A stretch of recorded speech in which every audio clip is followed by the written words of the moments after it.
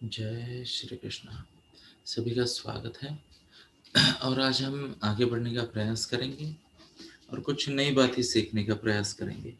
तो पिछले 2 दिन से हम जान रहे थे महत्व कुल धर्म का, कुल आचार का।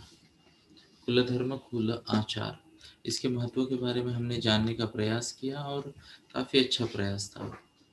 यहाँ पे हम जान पाए, कई सारी बातें हमने सीखी और आई एम श्योर आप सभी को उसका फ़ायदा होगा।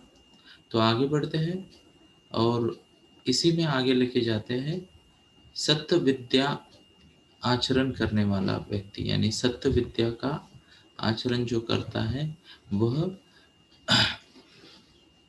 आहार, यहाँ शब्द आया है युक्त आहार लेता है, यानी सही आहार लेने वाली व्यक्ति होती है वो।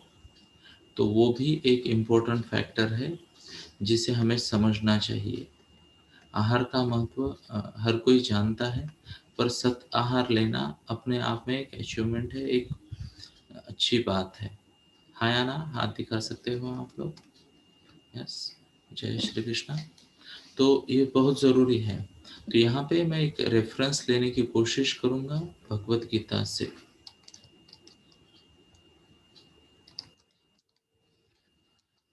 भगवत गीता में अध्याय 6 में श्लोक 17 है, उसका मैं रेफरेंस लेना चाहूँगा। 1 मिनट का समय दें मुझे। तो आज हम छोटी भगवत गीता का प्रयोग करेंगे। अध्याय 6 में अच्छी हेल्थ के लिए बहुत सारी चीज़ें बताई गई है। यह अध्याय है जिसका नाम है आत्म संयमन योग। इसे ध्यान योग भी कहते हैं।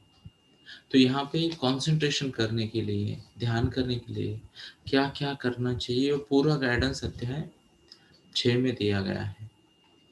अध्याय 6 में, भगवत गीता अध्याय 6। तो यहाँ मनस्थिति कैसे, शरीर की स्थिति कैसे, परिसर कैसे होना चाहिए, कहाँ बैठना चाहिए, कैसे बैठना चाहिए, ध्यान मुद्रा कैसे होनी चाहिए, योग कैसे करना है, मन को नियंत्रण कैसे करना है, ये सब बातें बताई गई हैं भगवत गीता अध्याय 6 में। और यहाँ पे हम ये भी समझना हमारे लिए इम्पोर्टेंट हो जाता है कि मेरा फेवरेट जो श्लोक है, जो मैं कई बार कहता हूँ, चंचल ही मन कृष्ण प्रथामी बलवत दृढ़ तस्याहम निग्रह मन्ये वायोरीव सुदुष्कर। तो मन की चंचलता के बारे में अर्जुन ने भगवान कृष्ण को यह प्रश्न उपस्थित किया था, वो भी इसी अध्याय में है। अध्याय 6 श्लोक 34। और दुनिया के लिए एक बहुत इम्पोर्टेंट जो मैसेज है सबके लिए, वो भी इसी में है। अध्याय 6 श्लोक 35। असंशय महाबाहो मनोसुद दुनिग्रहम चलम अभ्यासेन तु कौन्तेय वैराग्येन च गृह्यते। तो यहाँ ये बताया गया है कि मन का जो निग्रह है वो मुश्किल है, पर अभ्यास करने से, कोशिश करने से तुम मन का निग्रह, तो अभ्यासेन तु कौन्तेय वैराग्येन च गृह्यते, यानी वैराग्य प्राप्त कर सकते हो। मतलब डिस्ट्रैक्शन से मुक्ति पा सकते हो। नहीं तो कटोरा लेके चले, है ना, भिक्षाम दे, तो वो नहीं, वो वैराग्य नहीं। जिन चीज़ों से दूर रहना है उनसे दूर रहने की आपको शक्ति मिल जाएगी, आप कंसंट्रेट कर पाओगे। उसकी विधि है अध्याय 6 में। तो श्लोक 17 में पढ़ता हूँ, यहाँ क्या वर्णन किया है देखिए। युक्ताहार विहारस्य युक्तचेष्टस्य कर्मण्यो युक्तस्वप्नावबोधस्य योगो भवति दुःखः। युक्त युक्त युक्त, ऐसा यहाँ बार बार बताया गया है। तो सबसे पहला शब्द समझने का प्रयास करते हैं, युक्ताहार विहारस्य। युक्ता हार विहारस्य, तो युक्त यानी क्या? अप्रोप्रिएट, है ना। युक्त का मतलब आता है अप्रोप्रिएट, या फिर उसे हम ये भी कहेंगे कि क्या कहेंगे अप्रोप्रिएट को? अप्रोप्रिएट यानी सही तरीके से, या जैसे कहते हैं ना रेगुलेटेड। तो ये भी यहाँ पे एक शब्द आता है युक्ताहार, यानी युक्त आहार यानी खाना पीना, है ना। युक्त विहार, युक्ताहार युक्त विहार, है ना। और आगे बताया गया है युक्त यहाँ क्या बताया है? स्वप्नावबोधस्य। तो यहाँ पे एक निद्रा की बात आती है ना, स्वप्न आपको पता है। तो और बोध, बोध यानी अवेयरनेस, है ना, बोध, क्या तुम्हें इसका बोध है, क्या तुम इसे जानते हो। बोध कथा आपने सुना है, जिससे कोई मैसेज मिलता है, अवेयरनेस बढ़ता है ना। तो यहाँ युक्त आहार, युक्त विहार, युक्त स्वप्न और युक्त बोध। ओके, तो ये बातें बताई गई है। मतलब क्या, हर इंसान को, देखिए छोटा सा श्लोक है, हाँ या ना, एकदम छोटा सा श्लोक है। युक्त आहार विहारस्य युक्त चेष्टस्य कर्मसु युक्त स्वप्नाय बोधस्य योगति भवति दुःखः। तो ये शब्द को समझते हैं। ओके, और बैकग्राउंड में कोई श्वान है जो अपनी ड्यूटी निभा रहे हैं, उसका स्वागत करते हैं, स्वीकार करते हैं, है ना। अब हम अपने आप को कर्ता नहीं मानते, उन्हें भी नहीं मानते, let them do their duties, है ना। तो शब्दों को समझते हैं, छोटा सा श्लोक जीवन बदल देगा। किसी को अगर चाहिए, किसी को चाहिए जीना, जीना कैसे, तो उसको बोलना भगवत गीता अध्याय 6 श्लोक 17। युक्ताहार, सही सही खाओ। युक्त विहार, सही तरीके से एप्रोप्रिएट आपका विचरना होना चाहिए, एक्टिविटीज है ना, विहार, इधर घूमना उधर घूमना, है ना। उसके बाद युक्त चेष्टस्य कर्मसु, तो कर्म करते वक्त युक्त यानी एप्रोप्रिएट एफर्ट लेने चाहिए। चेष्टा मतलब प्रयास। तो युक्त आहार, युक्त विहार, युक्त चेष्टा। आगे देखिए, युक्त स्वप्न बोधस्य, तो एप्रोप्रिएट नींद और एप्रोप्रिएट जागना। ज्यादा सोना भी नहीं और ज्यादा जागना भी नहीं, एप्रोप्रिएट। कितनी चीजें, युक्त युक्त आहार विहारस्य, तो आहार विहार चेष्टा जागना और सोना, ये सब एप्रोप्रिएट होना चाहिए। क्या लगता है, हाउ अमेजिंग दिस इज, कितने लोगों को लगता है इतने छोटे श्लोक में इतनी ज्यादा इंफॉर्मेशन, इज दैट अमेजिंग, है ना। अगर आपको लगता है अमेजिंग तो टाइप करें अमेजिंग, टाइप करें अमेजिंग, है ना। आगे बताया गया है, इससे तुम्हारे समस्त भौतिक क्लेश नष्ट हो सकते हैं। जय श्री कृष्ण। अब यहाँ पे अभी अभी हमने पिछले वीक में, मेरी एक शिष्या है, उसने संस्कृत का फ्री क्लास शुरू किया है। क्या आप जानते हो उसके बारे में? संस्कृत, बेसिक्स ऑफ संस्कृत सीखने के लिए फ्री क्लास शुरू किया है। तो प्लीज नोट करें, इतने कम शब्दों में इतनी ज्यादा इंफॉर्मेशन किसी भाषा में ताकत ही नहीं है देने की, हाँ या ना। जैसे मैं हमेशा बताता हूँ आपको, ध्यायतो विषयान पुंस संगस्ते शुपजायते संगात संजायते काम कामात क्रोधो भी जायते क्रोधः भवति सम्मोह सम्मोहात् स्मृति विभ्रम स्मृति भ्रंशात् बुद्धिनाशो बुद्धिनाशात् प्रणश्यति। तो आदतें लगती कैसे है, उनके फायदे क्या है, उनके नुकसान क्या है, और किसी भी आदत में ज्यादा अगर डीप में जाओ तो प्रणश्यति यानी सर्वनाश कैसे होता है। कितने शब्द, 16 शब्दों के। ये महती केवल संस्कृत की है। तो मैं तो मेरे 40th बर्थडे के बाद मैंने संस्कृत सीखना शुरू किया। तो आप आपके हिसाब से जल्दी या लेट जो भी है वो सीखना शुरू करें। जय श्री कृष्ण।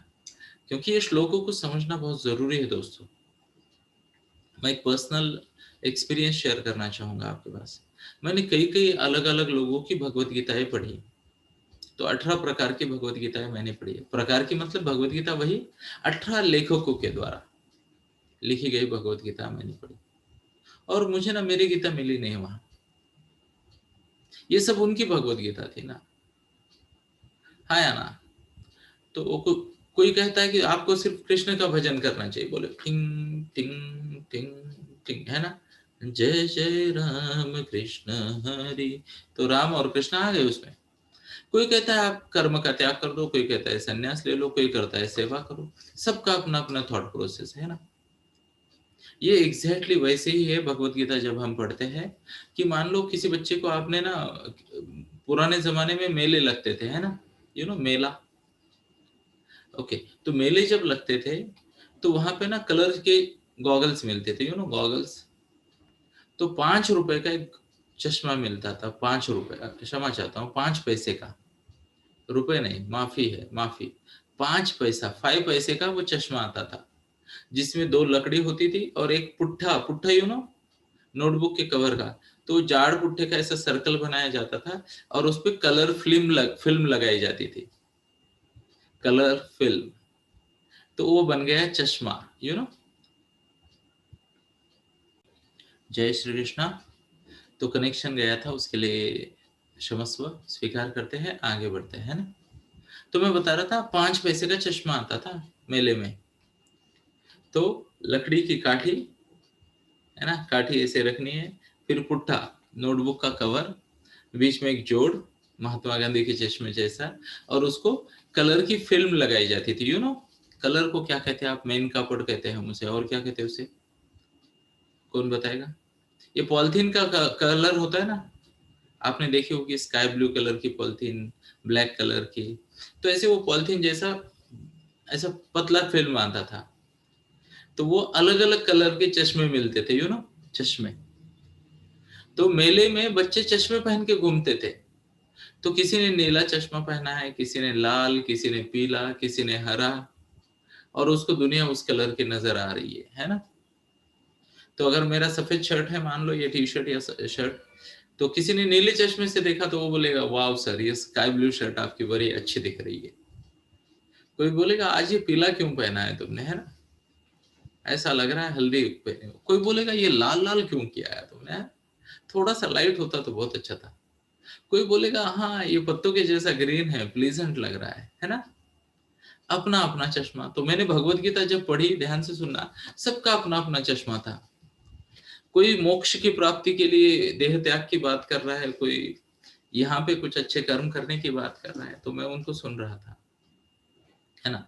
तो जिलेटिन पेपर होता है ऐसा किसी ने कह दिया हमें, तो मैं आपका तहे दिल से आभारी हूँ कि आपने हमें ये फीडबैक दिया जिलेटिन पेपर का, सो थैंक यू। तो आगे बढ़ते हैं। मैंने भगवत गीता जब पढ़ी तो मेरा यही हाल था। अब भगवत गीता पे कोई टिप्पणी लिख रहा है तो सुनना तो पड़ेगा, है ना, आसान काम थोड़ी है। तो मैं सबको सुन रहा था। फिर मैंने सोचा क्यों ना ये संस्कृत के शब्दों का एक शब्द के इतने अर्थ आ रहे, जरा हम भी समझ ले। और फिर मैंने 2020 में संस्कृत का क्लास लगाया, और फिर मुझे क्या मिल गई? मेरी भगवत गीता, है ना, मेरी भगवत गीता। फिर एक और पंडित आ गया भगवत गीता सुनाने के लिए, बोले मेरी भगवत गीता। अब मेरी भगवत गीता की समझ क्या है? जीवन का एकमात्र पर्पस है मन स्वास्थ्य मन शांति के साथ प्रगति। मन स्वास्थ्य मन शांति जरूरी क्यों? क्योंकि पूरी भगवत गीता में भगवान कृष्ण ने अर्जुन को यही कहा, खुद को कर्ता मत मानो, अच्छा हुआ तो मेरी जिम्मेदारी, नहीं हुआ तो भी मेरी जिम्मेदारी। किसकी? परमात्मा की। तुम तुम्हारा कर्म करते रहो, कर्मण्येवाधिकारस्ते मां फलेषु कदाचन, है ना, वो बताया गया। अच्छा, प्रगति क्यों जरूरी है? तो मैंने बहुत सोचा, जन्म कर्मच में दिव्यम यो वेति माम तत्वता त्यक्ता देहो पुनर्जन्म नैनी नैति मामेतु सो अर्जुन। तो यहाँ भगवान ने कहा जो मेरे जन्म और कर्म की दिव्यता को जानता है, समझ पाता है, वो मेरे स्वरूप को प्राप्त कर सकता है। तो हमने तो देखा भगवान कृष्ण ने जन्म लेने के बाद भजन नहीं किए, योग नहीं किया, योग किया, बहुत ज्यादा योग किया उन्होंने, वो ध्यानस्थ रहते थे हमेशा, पर उन्होंने अपने कर्म भी किए। अच्छा चलो, भगवान तो भगवान है, मान लेते हैं ना, पर भगवान ने अर्जुन से क्या करवाया? तो अर्जुन को उन्होंने बताया, हतो वा प्राप्स्यसि स्वर्गम जित्वा वा भोक्ष्यसे महिमा।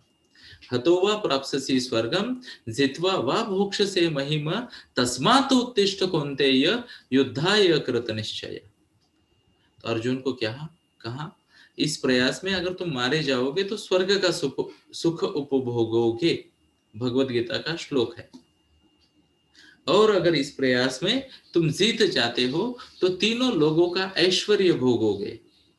तस्मात् उत्तिष्ठ कौन्तेय, तो इसलिए तुम हे कौन्तेय तुम उठो, युद्धाय कृत निश्चय, दृढ़ निश्चय होके युद्ध करो।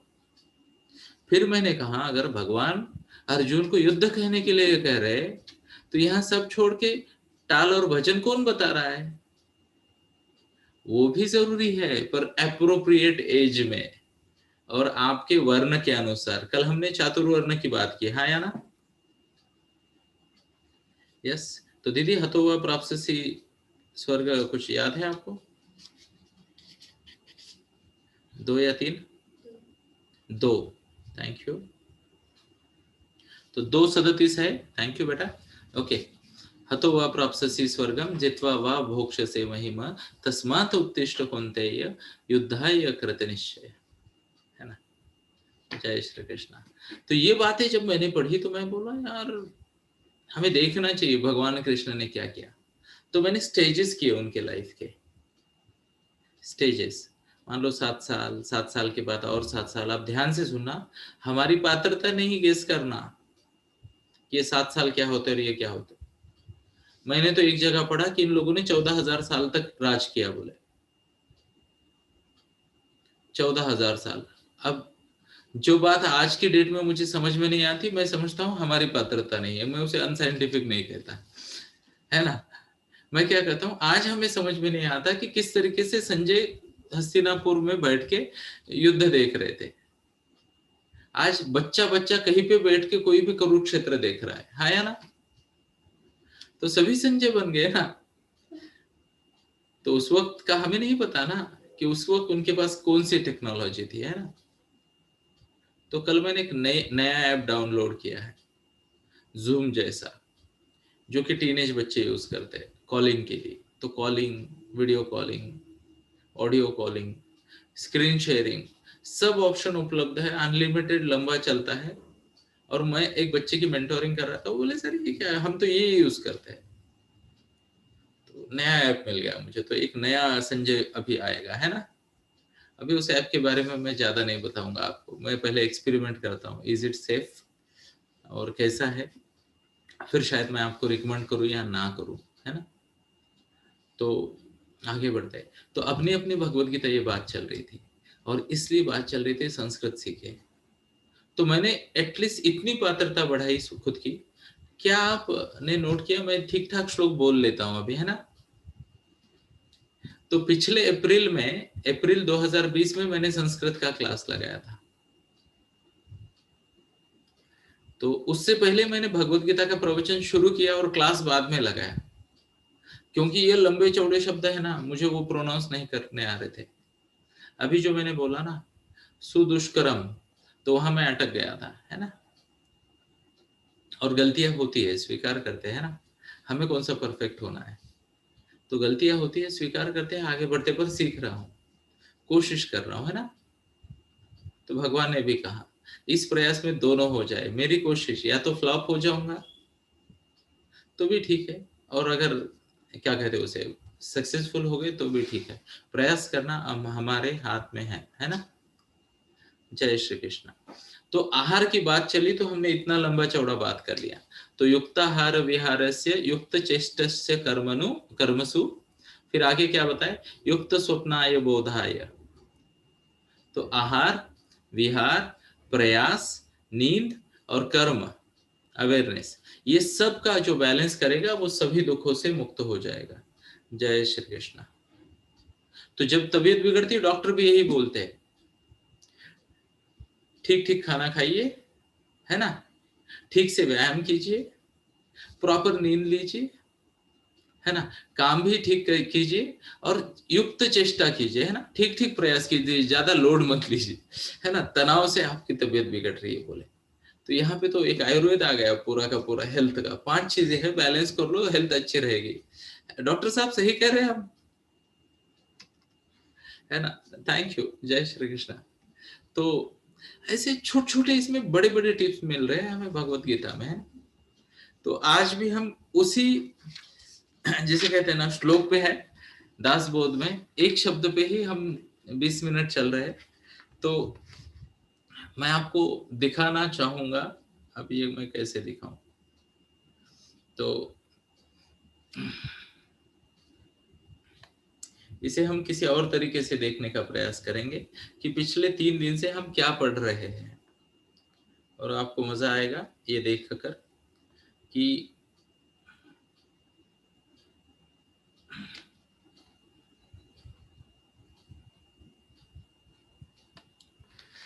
मैं स्क्रीन शेयर करता हूँ, ओके, क्योंकि ये इतनी छोटी हैंडराइटिंग है, क्या कहते हैं, प्रिंटिंग का साइज है, तो वो शायद आपको ठीक से ना दिखे, पर स्क्रीन शेयर करूंगा मैं आपके साथ और आपको पता चलेगा 3 दिन से हम कितना आगे बढ़े हैं। तो पहले दिन 1.5 घंटा, उसके बाद हमने 45 मिनट बात की, और उसके बाद आज हम बात कर रहे हैं ऑलमोस्ट आधा घंटा। तो समझने का प्रयास करते हैं। यहाँ पे हम ये जो दिख रहा है ना, नंबर 2 वाला सेंटर में जो है, ओके, सेंटर में ये 7 के सामने वाला, हम उसी पे है। माता पिता का सम्मान करने वाला, बड़ों का कुल धर्म कुलाचार, आज युक्ताहार पे आ गए हम, है ना।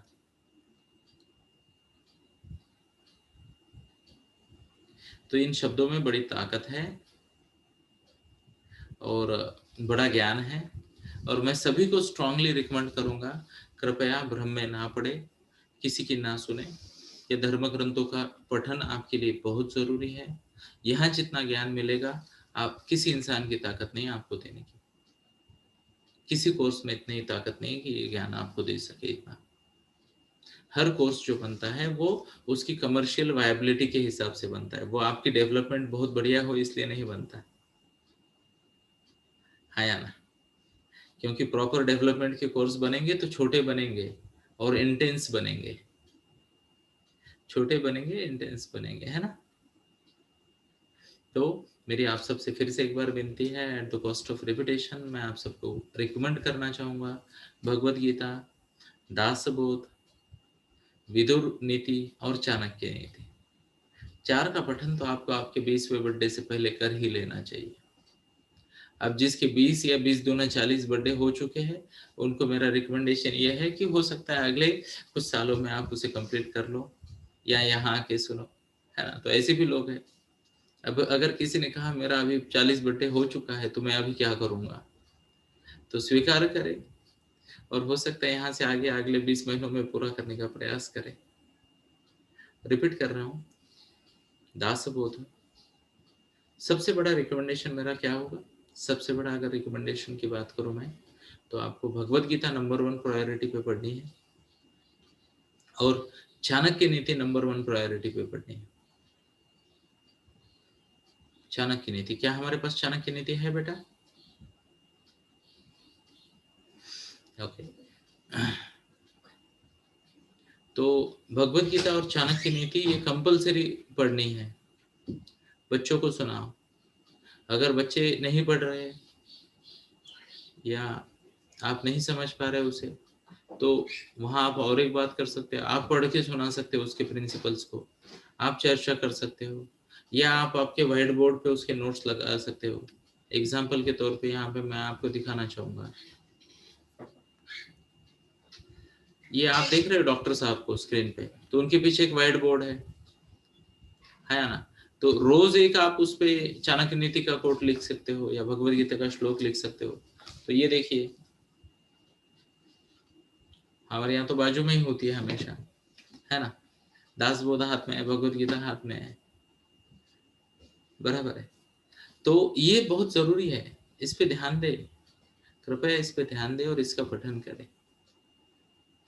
अब मैं आपको बताना चाहूंगा कि यहाँ पे कोई उठा है, अपनी जगह उसने छोड़ी है, और चांसेस बहुत ज्यादा है कि अगले आधे मिनट में वो स्क्रीन पे उनकी बुक दिखाए।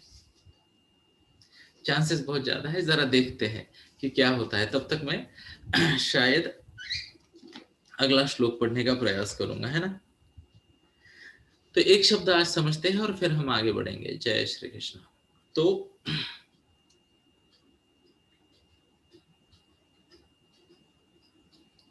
यहाँ एक बात बताई गई, ऐसे व्यक्ति के हाथ पे, रुको एक मिनट, तो यहाँ पे हमने, हाँ अब मुझे दिख रहा है ना, ओके। एंड लेट अस सी क्या और कोई आता है। Thank you, really appreciate, really appreciate. जय श्री कृष्णा। तो अच्छे गेस कर लेता हूँ मैं, है ना, अच्छे गेस कर लेता हूँ। तो यहाँ पे उसके हाथ पे कमल,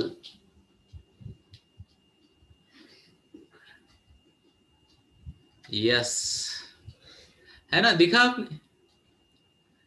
अब इसे कहते हैं बॉडी लैंग्वेज समझना। थैंक यू बेटा, अप्रिशिएट। तो जैसे ही आपने गर्दन हिलाई, मुझे पता था आपके मन में क्या विचार आया, है ना। और मैंने वो अनाउंस भी कर दिया, क्या आपने सुना, है ना। तो इसे कहते हैं क्या कहते हैं इसे, thinking what's the next person is thinking, है ना। सोचना कि आगे वाला आदमी क्या सोच रहा है, एंड काफी अच्छा होता है। Thanks to my masters of NLP, जो मेरे 3-4 कोच है। मैं, कितने लोगों ने नोट किया है, मैं ज्यादातर रीड कर लेता हूँ माइंड, है ना। Okay, thank you, really appreciate. तो चलो किसी दिन आपको भी सिखाएंगे। फिलहाल तो ये आखिरी शब्द आज के लिए पढ़ते हैं और फिर आज के लिए रुकते हैं। यहाँ पे बताया है, ऐसे व्यक्ति के हाथ पे कमल का चिन्ह होता है। जय श्री कृष्णा। अब ध्यान से सुनिए दोस्तों, how many of you believe, कितने लोग मानते हैं, अब तक हमने दासबोध से सीखा हर एक चीज रिलेवेंट है और बहुत अच्छी है, लाइफ चेंजिंग है या ना। अब यहाँ एक बात बताइए, उसके हाथ पे कमल का चिन्ह होता है, कमल का चिन्ह।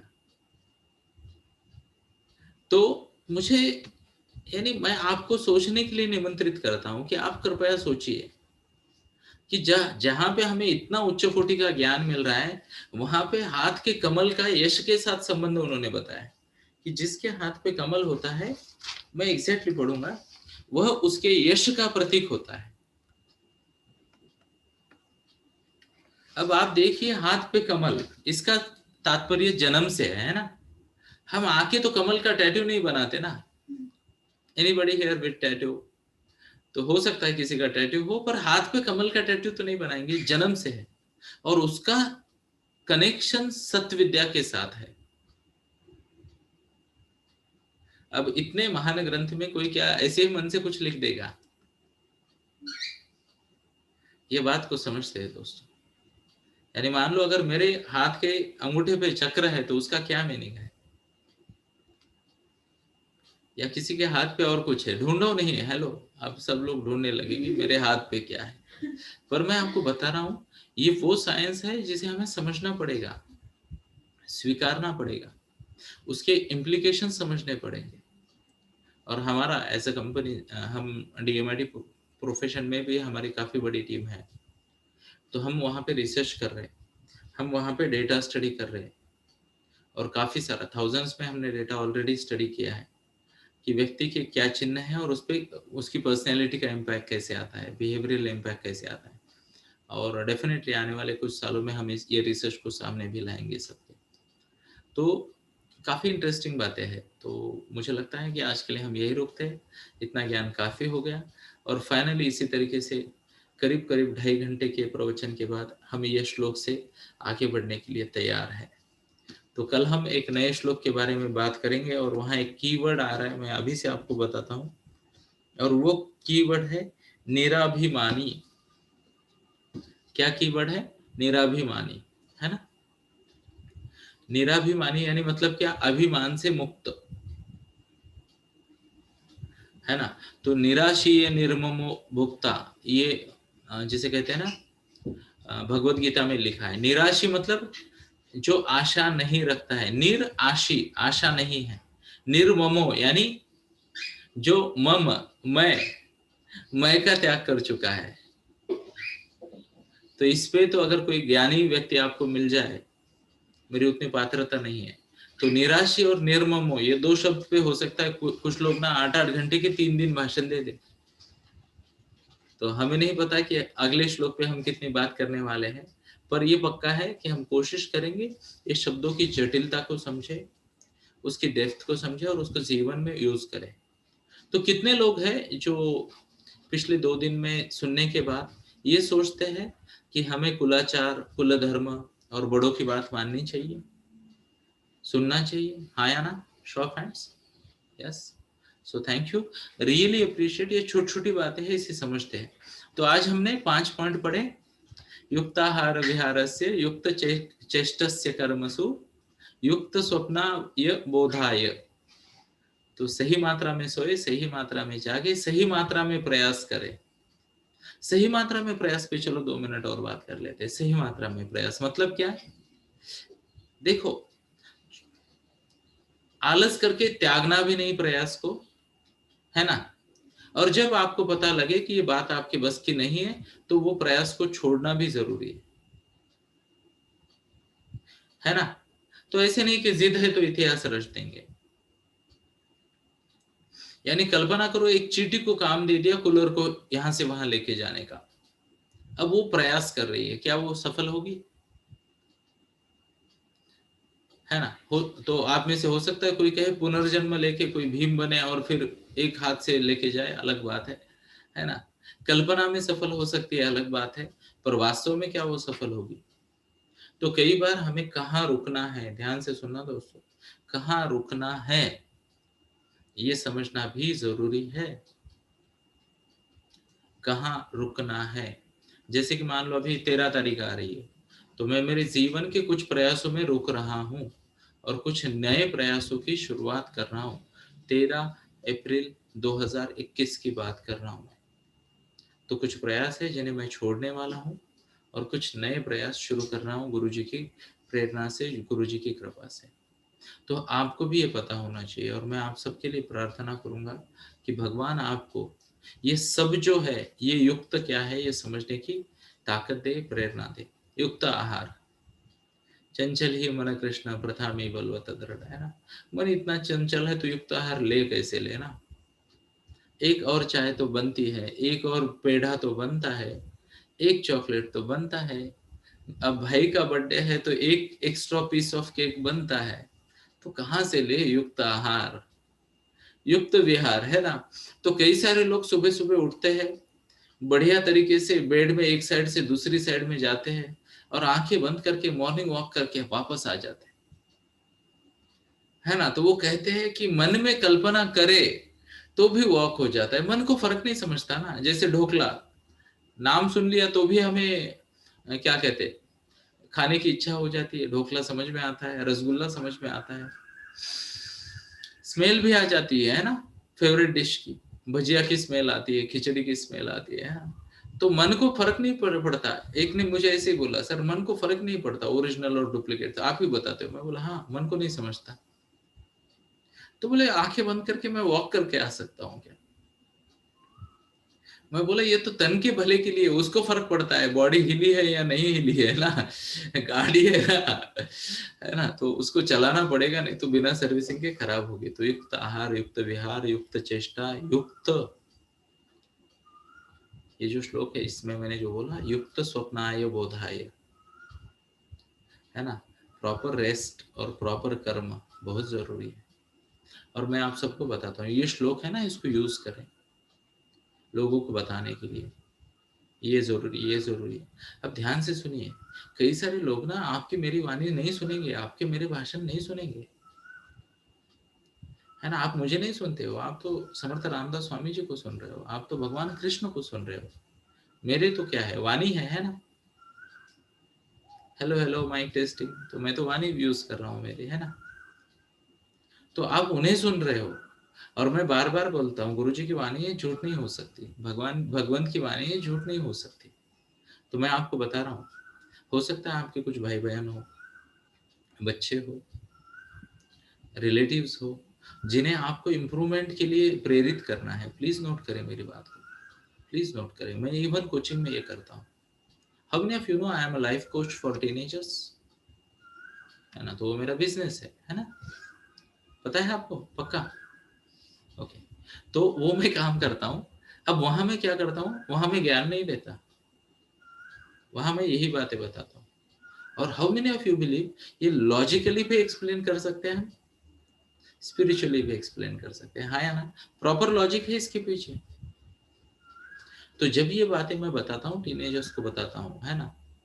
तो ये योगा योग नहीं है कि मैंने बोला और अथर्व चाणक्य नीति लेके आ गया, या फिर मेरी बेटी अनुष्का और निशा ने मुझे चाणक्य नीति दी, या फिर रोमा चाणक्य नीति लेने चली गई। ये योगा योग नहीं है ना? मैं उनकी तरफ देख रहा हूँ, रोज सुन रहे हो और वो इस बात को सीरियसली ले रहे हैं, और इसके लिए मैं भगवान को धन्यवाद देना चाहूंगा कि मेरे माध्यम से कुछ अच्छी बातें हो रही है। तो जैसे ही मैंने शब्द कहे और उसने कुछ सोचा, और उसने कुछ सोचा उस पर मैंने कुछ सोचा, और मैंने जो सोचा वो उसने किया, है ना? तो ये जो है, ये परिणाम है भगवंत की वाणी सुनाने का। इसलिए थोड़ी देर पहले हमने देखा था, कुछ लोग पहले, कि भजन जरूरी है ना? भजन जरूरी है। तो भजन इसलिए जरूरी है, या फिर वेदों का पठन इसलिए जरूरी कि ये बातें हम तक पहुंचे। और जिसने इन बातों को थोड़ा सा सुन लिया ना, मैं आपको बताता हूँ, वेदों का पठन, धर्म ग्रंथों का पठन नशे के जैसा है, नशे के जैसा, और इससे बड़ा नशा कोई नहीं। एक बार पता होना चाहिए, एक बार पता होना चाहिए। अब मैं आपको बताता हूँ, गीता में और एक प्रकार है ना? एक और प्रकार है। तो आप अगर गीता पढ़ने जाओ तो कम से कम मुझे मैसेज कर देना, पूछ लेना कि ये गीता पढ़े। एक प्रकार की गीता है जो आपको नहीं पढ़नी है, उसका नाम मैं अभी नहीं बताऊंगा।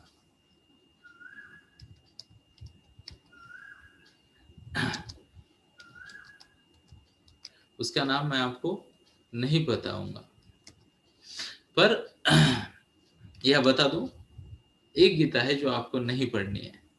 कितने लोग जानना चाहते हैं?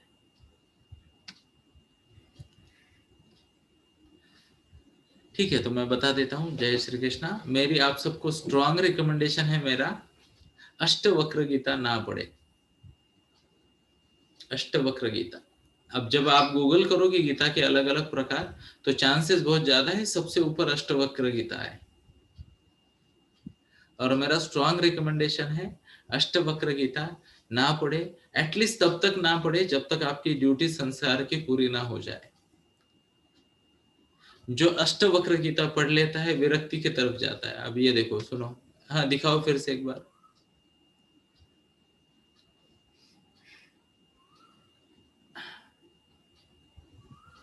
ये वो नहीं है मेरे हिसाब से। क्या ये अष्टवक्र गीता है? वहां स्पष्ट लिखा होगा अष्टवक्र गीता, ये नहीं है। स्वामी चिन्मयानंद ने वही वाली गीता लिखी होगी जो मैं पढ़ रहा हूँ, और ये भी मेरे पास होगी। ओके, अष्टवक्र गीता स्पष्ट होता है, वो भले से भले प्रैक्टिकल आदमी को, साइंटिस्ट को भी विरक्त बना सकती है, सन्यासी बना सकती है। तो जब तक आपकी ड्यूटीज पूरी नहीं होती आप उसे ना पढ़े। ये मेरा स्ट्रॉन्ग रिकमेंडेशन है। आगे आपकी मर्जी। जय श्री कृष्णा।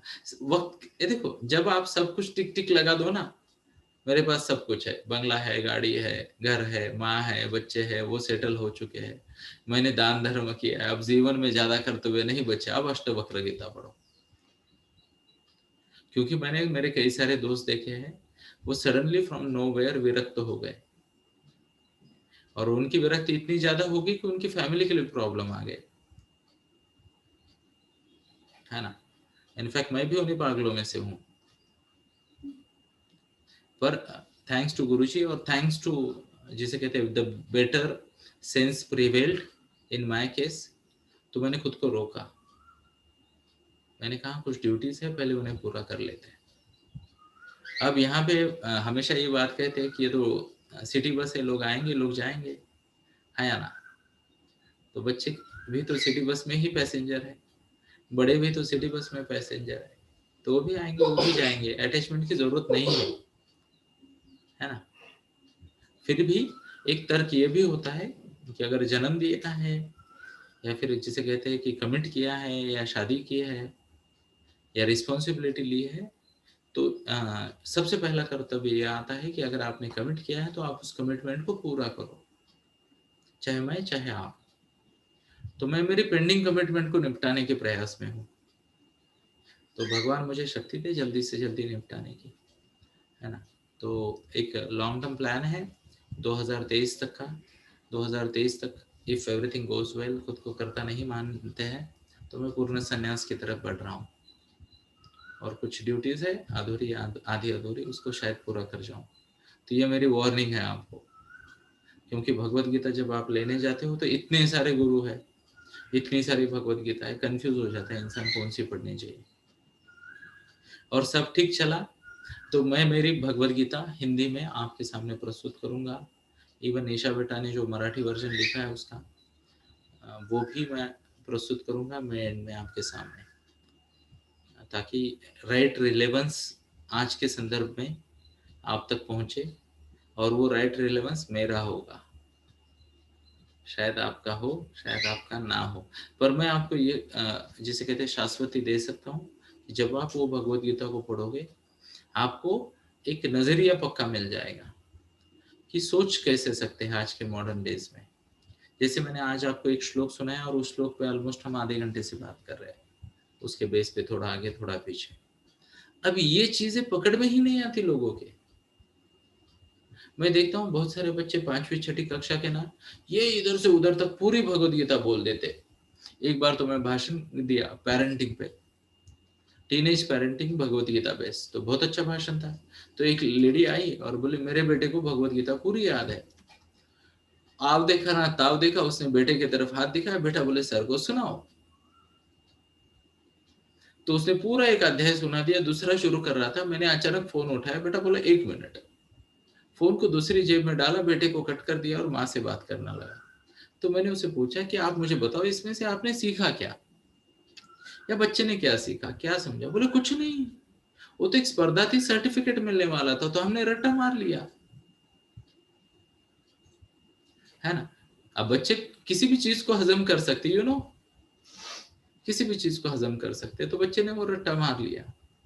फिर मैंने बोला बेटा वेल डन, पहले तो ताली बजाओ, जो मैं नहीं कर पाया वो आपने कर दिया, याद कर लिया ना।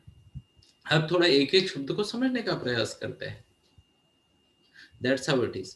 तो रिकमेंडेशन में भी क्लैरिटी होनी चाहिए। अगर आपको सेलेक्टेड चीजें पढ़नी है तो भगवत गीता पढ़े, उसमें भी सिंपल है, संस्कृत के 700 श्लोक और उनका अर्थ पढ़े, बाकी कुछ ना पढ़े,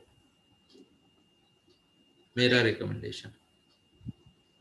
यानी अगर मान लो मेरे पास ये 500 पन्नों की भगवत गीता है बराबर, तो 70 श्लोक 70 अर्थ, तो वो भगवत गीता ये साइज की बनेगी, इनफ। सिर्फ श्लोक पढ़ो तो 3 घंटे लगेंगे, श्लोक के साथ मीनिंग पढ़ो और आगे बढ़ो तो करीब करीब 5.5 घंटे में पूरी हो सकती है, नॉर्मल स्पीड से। कितना? नॉर्मल स्पीड से, ठीक है। अगर आप स्पीड रीडिंग जानते हो तो हो सकता है 1.25 घंटा में पूरी भगवत गीता पढ़ के बाजू में हो जाए, ओके, श्लोक और उसके अर्थों के साथ, तो इजीली पॉसिबल है। पर मेरा रिकमेंडेशन है श्लोक पढ़े उसका अर्थ पढ़े, और ऐसी भी भगवत गीता के वर्जन अवेलेबल है, केवल श्लोक और अर्थ, श्लोक अर्थ बाकी कुछ नहीं, ठीक है, वर्जन अवेलेबल है, वो पढ़े, मेरा रिकमेंडेशन। दूसरी बात चाणक्य नीति। अब यहाँ पे एक रिकमेंडेशन है, चाणक्य की कई सारी बातें ना इमोशनल लोगों को इम्प्रैक्टिकल लगती है, तो आप कल्पना कीजिए आपका ज्ञान और चाणक्य का ज्ञान, आपको लगता है जिसका ज्यादा है उसको ब्लाइंडली फॉलो करें, है ना। तो आपका चॉइस है, मैं ज्यादा नहीं बात करूंगा, है ना। तो क्योंकि मैं आपको बताना चाहूंगा दोस्तों, मैं 9th स्टैंडर्ड में था जब मैंने चाणक्य नीति पढ़ी थी, and I hated Chanakya in those days, please note करें। उसने स्पष्ट लिखा है, अगर आपका कोई सीक्रेट है तो कोई बच्चा नहीं, कोई बीवी नहीं, कोई माँ बाप नहीं, आपको खुद को प्रोटेक्ट करना है। उस वक्त मैंने बोला यार ये कैसे हो सकता है, फालतू लिखा है उसने, है ना। तो आई हेटेड चाणक्य। आज इस जीवन के इस पड़ाव पे मैं जानता हूं कि वो सच था, है ना। तो सीक्रेट्स है, हेल्थ है, बहुत सारे प्रिंसिपल, छोटे छोटे प्रिंसिपल बताए उसने, पर बहुत ज्यादा प्रैक्टिकल है। और इतने सालों बाद आज भी कॉपी पेस्ट, आपको उसको शब्दों को छेड़ने की भी जरूरत नहीं, एज इट इज यूज करो। अब चाणक्य नीति में कुछ रेफरेंसेस ऐसे हैं जैसे दासबोध में भी है, उनको समय की कसौटी पे आजमा के या तो त्याग देना है या आगे लेके जाना है। एग्जाम्पल, स्त्री के आचरण के कुछ नियम बताए गए हैं, पुरुषों के आचरण के नियम बताए गए हैं, क्षत्रिय के आचरण के नियम बताए गए हैं, या फिर शूद्र के आचरण के नियम बताए गए हैं। ये उस वक्त तो एकदम परफेक्ट था जब समाज रचना उस तरीके से थी, हाँ या ना? अब आज हमारी सोसाइटी में एक ही फ्लोर पे ये सब वर्ण रहते हैं और आज हम उन्हें नहीं मानते। तो आज अगर आप वो फॉलो करोगे तो पिटोगे, है ना? तो ये भी कॉमन सेंस यूज करना है।